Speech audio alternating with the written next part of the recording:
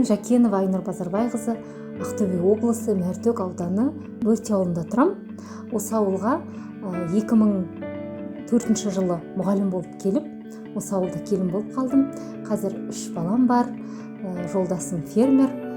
Осы ауылда, осы Бөрте орта мектебінде мұғалім болып жұмыс жасаймын. Сол мұғалімдік мамандығымен қоса, блогерлікте қоса алып жүрген жағдайым бар.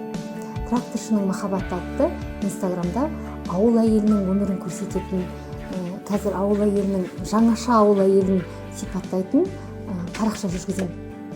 Бұл парақшаның да негізгі мақсаты ауылға шақыру адамдарды.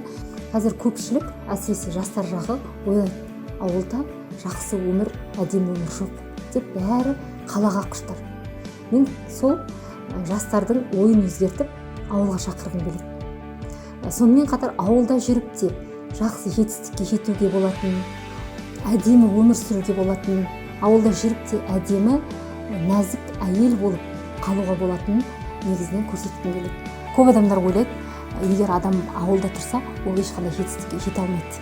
Ол көзқарас негізінен дұрыс емес. Адам еңбек етсе және ең бірінші өзінің тұрып жатқан жерін жақсы көріп қабылдай білсе, сонымен қатар еңбектенсе, әрекет жасаса, міндетті түрде қай жерде тұрмасын, ол міндетті түрде жетістікке жетеді деп ойлаймын.